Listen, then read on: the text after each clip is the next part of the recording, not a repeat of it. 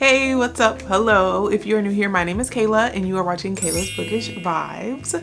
Today's video is going to be a recommendation video. Some of these books are going to be recommended and some of these books I'm just going to be putting on your radar. I don't know how I became the historical fiction girly, but I have become the historical fiction girly. A lot of people have been taking some of my recommendations and I'm perfectly okay with that. Historical fiction is my favorite genre. I do read lots of different genres, but by far historical fiction is my favorite. So I figured, since so many of my beautiful mutuals have been taking some of my historical fiction recommendations, why not make like a designated video where I'm discussing historical fiction, because I don't have any video like that here on my channel. So without further ado, we're gonna go ahead and get started because I have so many books sitting at my feet right now that we need to get through. I'm not gonna give a synopsis for every book because this video will be way too long, but I am going to tell you a little bit about each book and I will let you know if I've read the book or not, which if I did and I'm mentioning it, then it would be a recommendation, or if it's on my shelf and I want to get to it, but I haven't read it just yet. So there are a few of those as well. So let's go ahead and get started. I want to talk about historical fiction in general, and if you're new to my channel, then you wouldn't necessarily know this, right? If you've been watching for quite a while, then you know when I'm reading historical fiction, it's a very specific type of historical fiction. So if you're new here and you don't know, all of the books that we will be discussing are written by Black authors and they are about Black people. Now we can really get into the zhuzh of things. So what I love about historical fiction and what I've learned about myself recently is that it's not just like literary historical fiction that I love. I just love books when they have historical elements in them. And just like any other genre, historical fiction has like subgenres within the historical fiction genre, and I have found myself drawn to certain type of genres if they are historically based. So a few of the genres that I'm going to be talking about today are historical romances, we have historical thrillers slash horror slash mysteries, historical fantasy, and then like I guess just like the broader range of historical fiction would be like literary fiction but historical. So I'm going to be talking about a few of those subgenres and giving you some book recommendations for each subgenre. I feel like most people, when they think of historical fiction or when they're looking for historical fiction, especially if it's a genre they don't read often and they're looking for like Black historical fiction, they often go to like slave narratives as if that's the only historical fiction that you can pick up and read. There's so much more history to Black people that it's not just slave narratives that you can read from. You can still really enjoy and take from historical fiction and it not be a slave narrative. So hopefully I can put some of those on your radar as well. Now, I personally enjoy reading slave narratives, so there will be a few of those on this list, but I'm just letting you know that's not all that's going to be here. The first genre we're going to start with, and I'm going to mention this one briefly, is historical romances.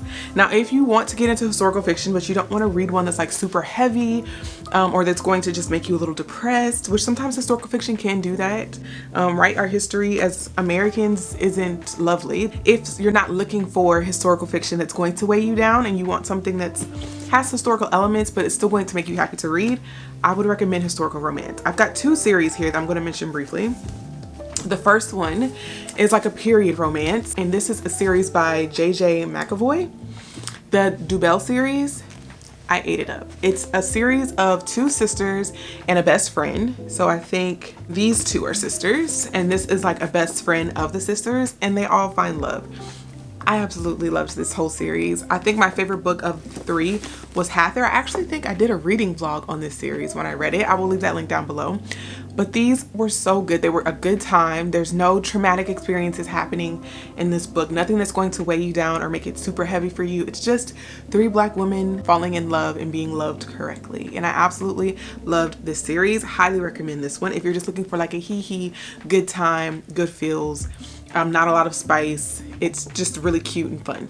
Briefly, because we have so many books to get to. I don't really feel like you can mention historical romances without mentioning Beverly Jenkins. I don't think these three books are actually like in a series together, but it's so hard to find her books physically that are like, I want them like worn. I don't know how to explain that. I don't want like brand new Beverly Jenkins books. I want the ones that have been loved and worn, and it's really hard to find them because the people who bought these however long ago hold on to them. They don't let them go. And I've only been able to find 3 so far, but Beverly Jenkins has so many historical romance series. Literally, there are so many series, different series, and there are multiple books within each series that you can go for, different time periods that you can go for with Beverly Jenkins. So I would just look her up, look up her backlist, and you are going to find a historical romance to get into. Those are the only ones that I'm going to mention for historical romance. I don't find myself really like going for historical romances. Typically, I'm looking for a romance that's more contemporary, but I don't mind reading historical romances. I just thought I would mention it in case you were someone who wanted to get into historical fiction, but didn't necessarily want something that was going to weigh you down. Historical romance is a thing and you should check it out. Next, I'm going to mention some historical fiction books that I guess would be more of like the literary historical fiction. These books are about Black characters who are successful. So I know that sometimes when you want historical fiction, you don't necessarily want to read about Black people struggling. You want to read about Black people succeeding, or Black people flourishing, or Black people, rich Black people. Like, we want to see those stories as well. So I have a few recommendations for you if that's what you're looking for.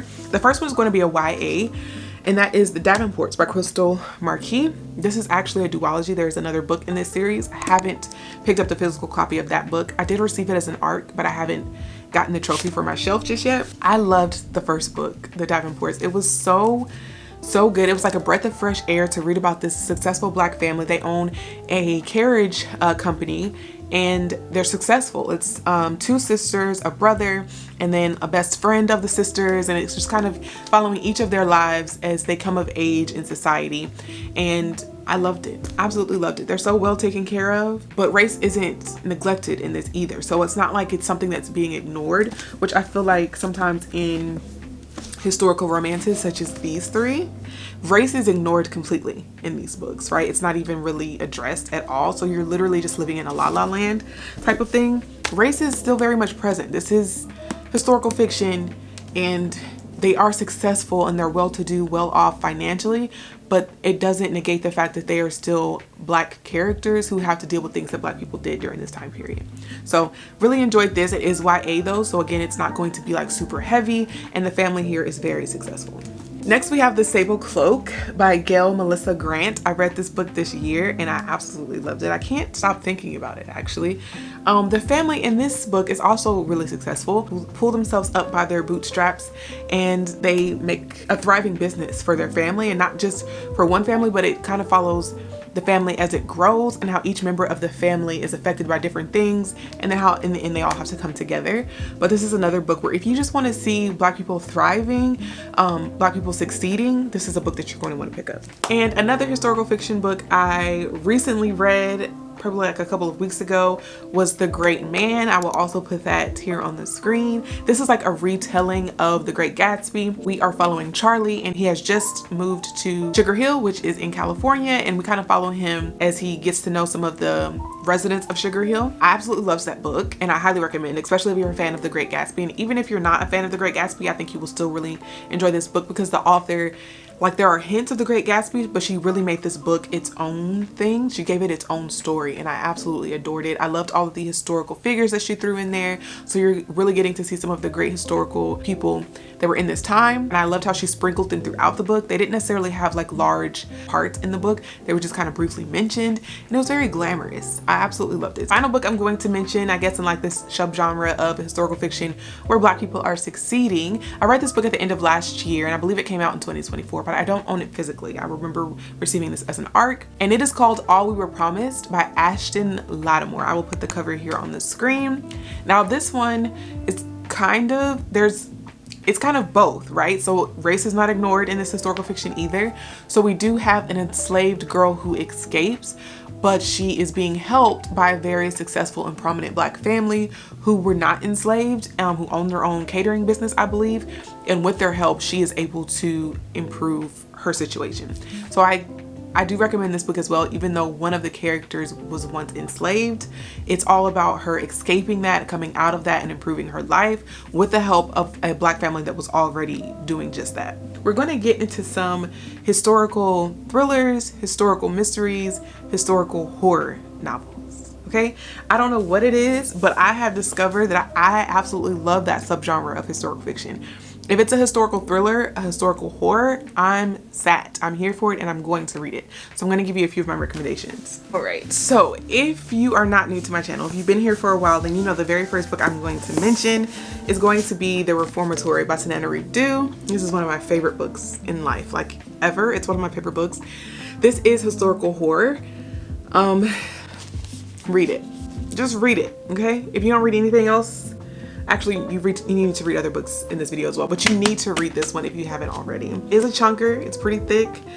A brief synopsis: it is about two children whose parents are not in the picture to take care of them, so they're kind of having to fend for themselves.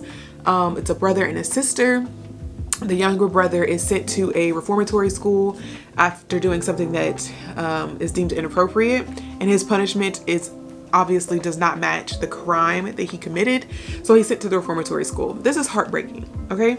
It's heartbreaking, it's sad. This is one of the ones that is heavy. Like, this one is going to get you in your feels. But I loved it. The storytelling, phenomenal. I loved this book, okay? Read it. After I read that, that was probably my first historical horror. And then I was like, I didn't know I liked horror. I don't think I do. I think I just really liked that book. And then I kept picking up historical horror novels, and I was like, wait, I think I do really just enjoy historical horror. So another book that I read was The Ballad of Black Tom. This one is really short. This one is like horror, but it's also like magical. So I don't know if I would necessarily consider it like fantasy, but it's very short. It's a novella. And it was a good time. Victor Lavalle, though, he writes very strange books. I actually think I do have another book by him on this list. So we'll talk about both of these. Also, Lone Woman by the same author. I read both of these. This is a full-length novel. He's very strange, like his writing is very strange, but I love it. Something about it just gels well with my mind. I've also read another one of his novellas, but it wasn't historical. This one is about, I did a reading vlog on this one, and I'll leave that one linked down below. I'll read the synopsis of this because I don't want to ruin it. It's such a short book that if I tell you about it, I feel like I may indeed ruin the book. So the synopsis: Charles, which is who we are following, hustles to put food on the table to keep the roof over his father's head. From Harlem to Red Hook, he knows what magic a suit can cast, the invisibility a guitar case can provide, and the curse written on his skin that attracts the eyes of wealthy white folks and their cops. But when he delivers an occult book to a reclusive sorceress in the heart of Queens, Tom opens a door to a deeper realm of magic and earns the attention of things best left sleeping. So again, it's like there's magic in this book, but I don't know if I would necessarily consider it a fantasy. So maybe like magical realism, but historical. And there's some horror undertones to this book as well. So I enjoyed it. It was a very quick read. So if you're looking for something that's like quick that you can read in a day, this would be a good one. This one is also considered historical horror, and this one is about a young woman who is trying to move west, but she's traveling with a trunk, and in this trunk there's something in this trunk that she doesn't want anyone to know what's inside. She travels with this trunk and she keeps it locked. So obviously if you're traveling with a trunk across states, people are going to want to know, like, what are you doing with this trunk and why don't you want anyone to know what's inside of it? Eventually, whatever is inside of the trunk comes out of the trunk and all hell breaks loose. It's very, again, his writing is kind of strange, but it's also very atmospheric. So you kind of feel like you're in the book watching it happen. You kind of want to see, like, you still want to see what's happening in the book. I don't know. I just really enjoy Victor Lavalle's writing. I love it, actually. This is another historical horror that you could probably read in a day. I did actually read this book in a day. It's not very long at all, and it reads pretty quick. It's about a young woman who comes back to her hometown to attend her childhood friend's wedding ceremony. Now, our main character is Black. Her childhood best friend is a white woman, and she is getting married on a plantation. So yeah, some things happen, retribution takes place. I enjoyed this book. It was a good time. I did read this on audio, so I would pick this up on audio if you want to like breeze through it while you're doing like chores or something. The next book we have is Do What Godmother Says by Alice Stratton. I wouldn't necessarily consider this a horror. Maybe like, I do believe it's tagged as like a gothic. I don't even know if I would really consider it like a thriller, but I would say more like a gothic historical fiction novel. I think I ended up giving this 3.5 stars, which for me, 3.5 means it was a good book. It wasn't like an outstanding book, but it was a good book. We get 2 points of view in this book, two points of view, 2 different timelines. So there's a young woman who is helping clean out her grandmother's home, and she stumbles across this painting. Her grandmother tells her, keep the painting, you can have it. The painting, she gets it appraised. is of some value. So now she's trying to figure out the backstory of this painting. Like, who is the original artist and where did that come from? The other point of view and timeline takes place in the 1920s, where you're following the actual painter that our first point of view is investigating, or like trying to figure out who she is. You're following that point of view. I feel like the second point of view, or the point of view that takes place in the 1920s, is the most interesting and the most sinister, if I'm being honest, because that character is really trying to do art. She just wants to focus on her artwork, and so she gets like a patron who lets her know like, hey, I will fund your lifestyle and all you have to do is focus on your art, but in return I will own your art. And some sinister things take place. It's that point of view to me is what made this book gothic and creepy, but I enjoyed it and I think you should pick it up if you're looking for historical fiction that isn't like super heavy on racism, although racism is not ignored, like it's definitely there, but it leans more into like the gothic elements of the book and it's not all about, you know, race. All right, the next book I don't actually own. I did read it on audio though, and I will leave the picture of the book here. It's called This Cursed House by Dale Sandine. I ended up giving this book 3.5 stars, and I'm gonna read my Goodreads review because I read this at the beginning of the year and I kind of can't remember what my thoughts were. What an incredible, actually now just from the first sentence I can remember. What an incredibly disturbing family. I wanted to enjoy this book more, but something about the main character's refusal to leave this horrible people behind stopped me from doing so. I can't even begin to explain how twisted these people were. Our main character, Gemma, is looking to start over. Running from her past, she accepts a job in New Orleans with a wealthy family.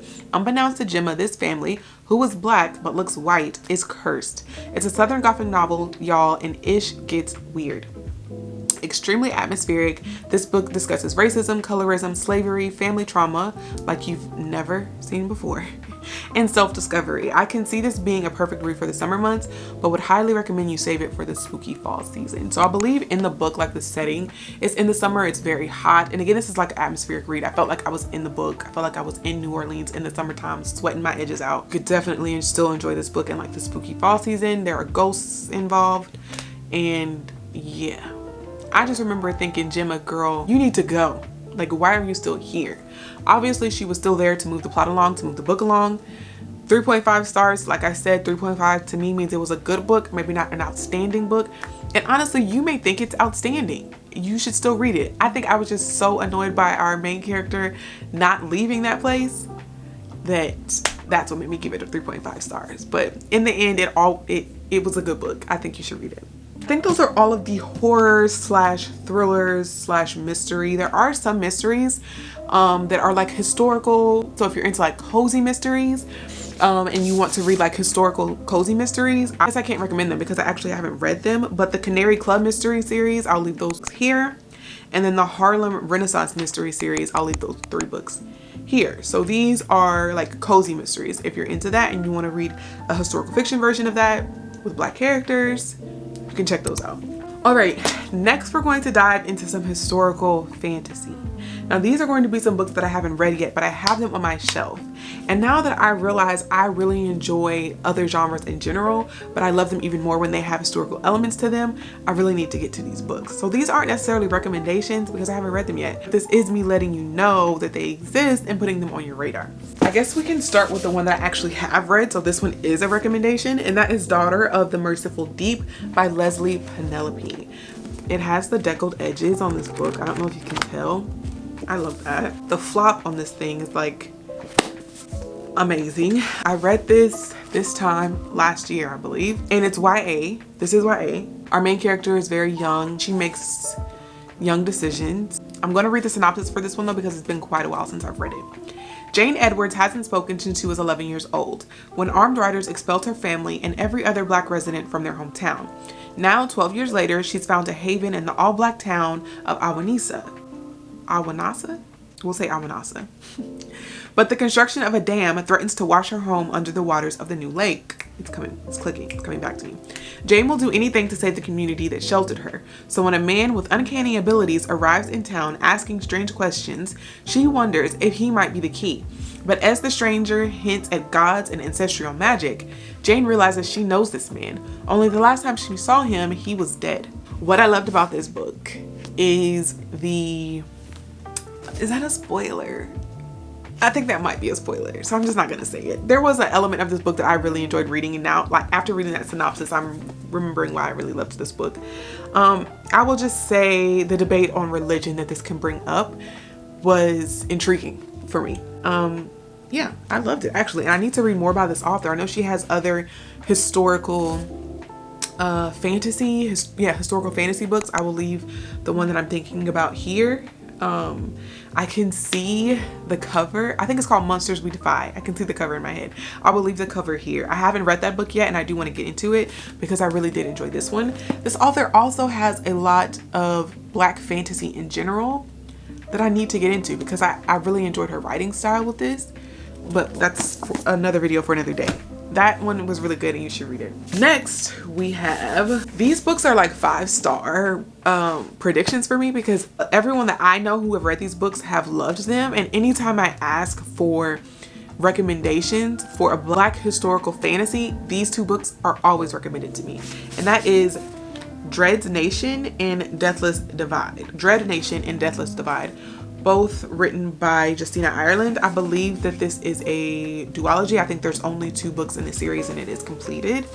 I need to get to these. I think that may be a reading vlog coming up, is doing like an author taste test for this author because I've never read anything by her. I don't believe I have, and I need to get these books off my TBR.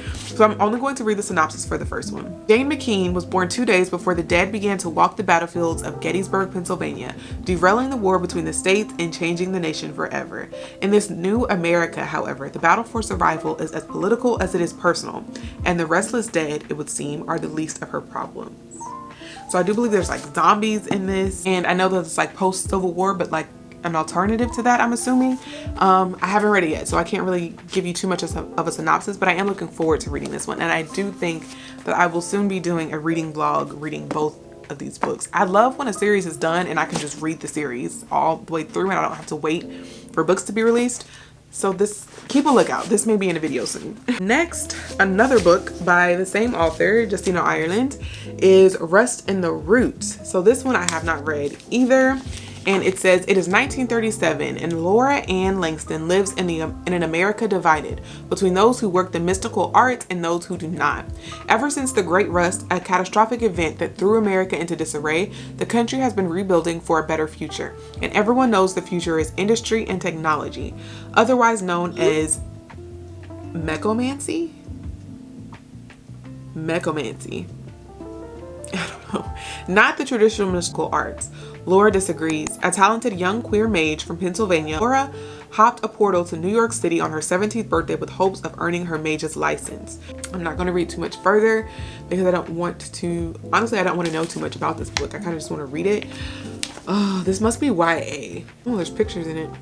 Ooh, there's, I don't know if looking at these pictures is going to ruin the book for me, but I love when there's pictures in this book. And I need to read it soon. Oh, I love that. I love that. This is signed. That's a shame that this book is on my shelf and I didn't even know it was signed. This is signed and there's photos in it. This may also have to be pushed up the list. I'm seriously intrigued for no other reason than to figure out what the pictures mean.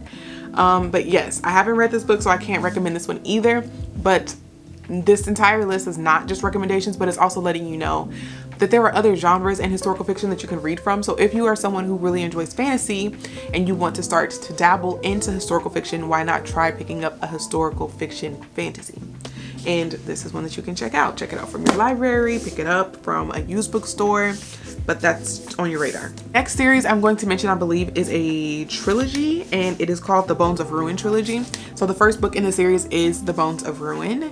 The second book in that series is The Song of Wrath. And then the third book is The Lady of Rapture, and that was released in 2024. So I need to get that book. I haven't picked it up yet, but I told myself I wouldn't buy it until I read these two. Like, I need to figure out if I enjoy this series or not. As an African tightrope dancer in a Victorian London, Iris is used to being strange. She is certainly a strange sight for leering British audiences, always eager for the spectacle of colonial curiosity. But Iris also has a secret that even strange doesn't capture. She cannot die. Haunted by her unnatural power, with no memories of her past, Iris is obsessed with discovering who she is. But that mission gets more complicated when she meets the dark and alluring Adam Temple, a member of a mysterious order called the Enlightenment Committee. Adam seems to know much more about her than he lets on, and he shares with her a terrifying revelation. The world is ending, and the committee will decide who lives and who doesn't. Sounds good. I need to get it. I need to get into it. The art on the back is so pretty. These are the types of books that I'm just like, why don't they do sprayed edges for books like this? I mean, I know why, but they need to. Like, these covers are stunning. So it's the third one, and they would just be that much better if they had sprayed edges, you know? Anyway, I need to get into this, but this is also another option. If you are into fantasy and you want to dabble in historical fiction, you can blend the genres and it can be obviously something more enjoyable for you to read. All right, so now that we have gotten those other genres out of the way, I'm going to start recommending more books that are like what I think most people think about when they think about historical fiction, when they're thinking of Black American historical fiction. And it's kind of like more on the literary side. Some of these books may have slavery mentioned in them, so you can't avoid it, and if that's not one that you want to pick up, then just don't pick it up, babe. But the first two I'm going to talk about as if they are a duology. They are not considered a duology, but in my mind they are, and that is Don't Cry for Me and Isaac's Song by Daniel Black. Both of these are really good, and in these books, being Black and racism are large themes in them, but not slavery. So both of the time periods are obviously way after slavery, but slavery is still, the trickle-down effect is still there, babe. A lot of the things that they are experiencing is in fact due to slavery, racism. So I loved both of these. In Don't Cry for Me, this is a series of letters written to his son, Isaac, explaining to him why he was the way that he was and why he made some of the decisions that he did.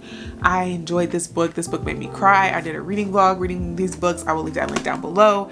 And then Isaac's Song is about the son that is mentioned in this book. So Isaac is who he's addressing. And in this book, we're kind of getting to know Isaac and more of his life story. Honestly, I love both of them. Isaac has like an exploration of being Black and coming into that and like what that means to him and exploring his Blackness and finding out more about that. That's part of his story. It's not the whole book, but that's part of it in his story. So I really enjoyed that aspect of it.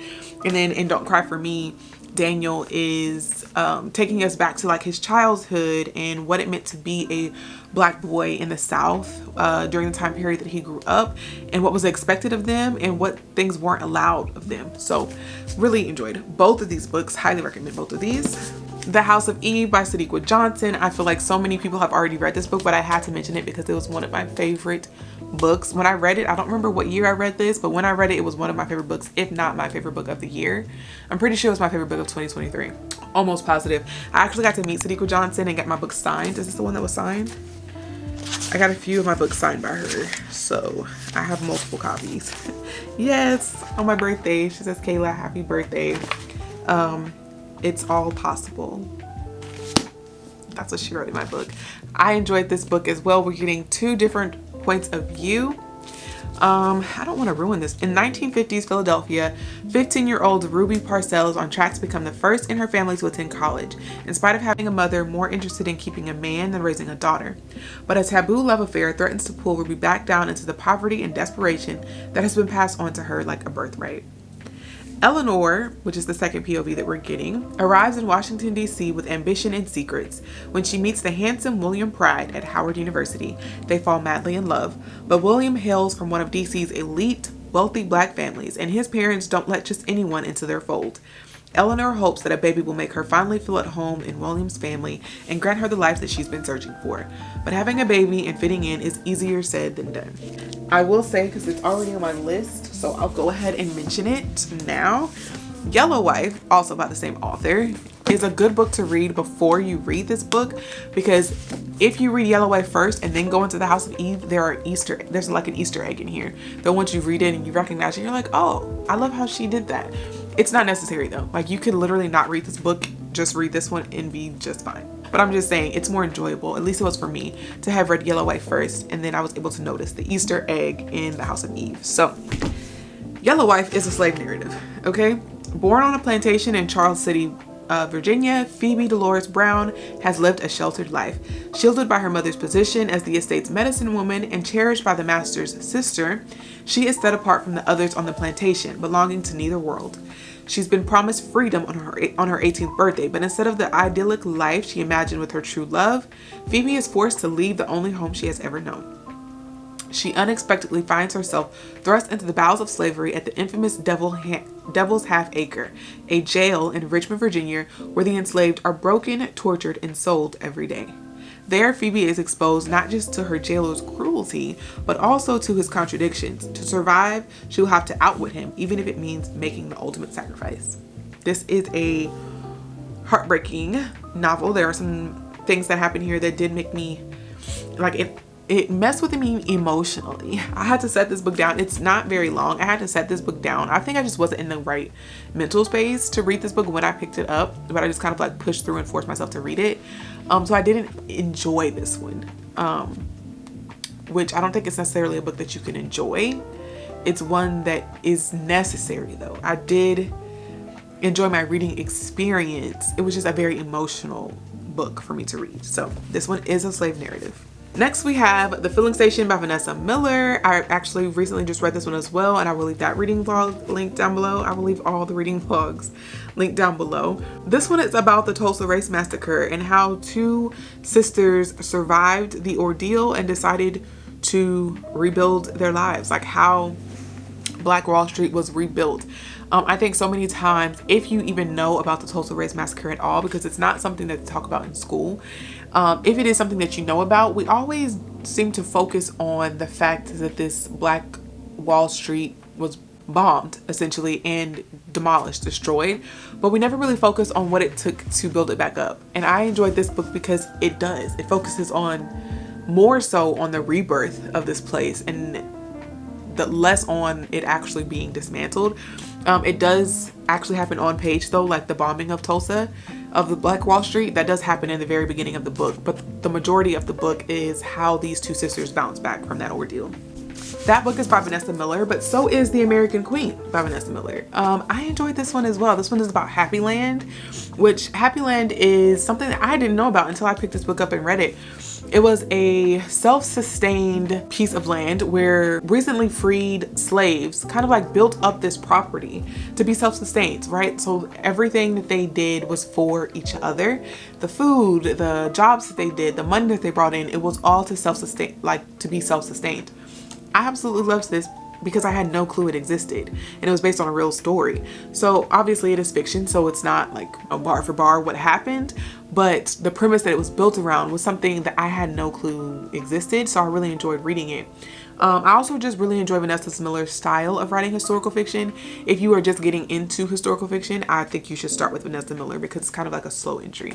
Next, I'm going to mention Red Clay by Charles B. Fancher. I will leave that cover here because I don't own it. I checked that one out from the library, but I will be buying the physical copies to keep on my shelf. I gave that one 4 stars. I literally just finished it maybe like a couple of weeks ago.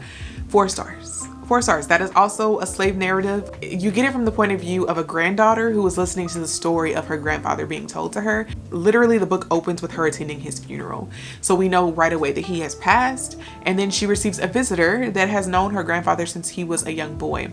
And it is through this visitor that we are able to see the grandfather's life.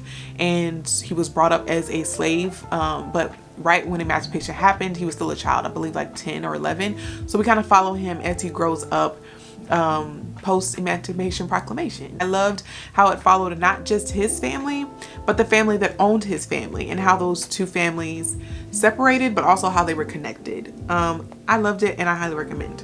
Okay, next I'm going to discuss Zeal by Morgan Jerkins. I haven't read this book, but it is on my TBR to read very soon. I think I've just been reading a lot of historical fiction lately, so I want to give it take a break before I dive into this one. After coming off of reading Red Clay and The Great Man, I'm just like, okay, I need to take a break from historical fiction just because it's kind of like I need a palate cleanser. I need to read other genres. But when I'm ready to get back into historical fiction, this is probably going to be the very first book that I pick up. It says Harlem 2019. Ardella and Oliver are hosting their engagement party. As the guests get ready to leave, he hands her a love letter on a yellowing, crumbling piece of paper. Discharged from the Union Army in 1865 as a free man after the war's end, Harrison returns to Mississippi to reunite with the woman he loves. Upon his arrival at the Freedmen's Bureau, though, he catches the eye of a woman working there who's determined to thwart his efforts to find his beloved. Meanwhile, in Louisiana, the newly free Tirza is teaching at a freedmen's school and discovers an advertisement in the local paper looking for her. Though she knows Harrison must have placed it and longs to find him, the risk of fleeing are too great, and she chooses the life of seeming security right in front of her. It was kind of like a love story that was thwarted, but I believe that it comes full circle. And I can't really tell you what it's about because I haven't read it, but I am excited to read it because literally all of my mutuals who have read this book have been obsessed with it. So I can't wait to get to this one when I'm in the mood for more historical fiction. Last book I have for you guys is Juny by Aaron Crosby Eckenstein. This is a YA, and I've seen a lot of good reviews about this as well. People have loved this book. I haven't read it yet, but again, when I'm in the mood for historical fiction, this will be one of the ones that I reach for.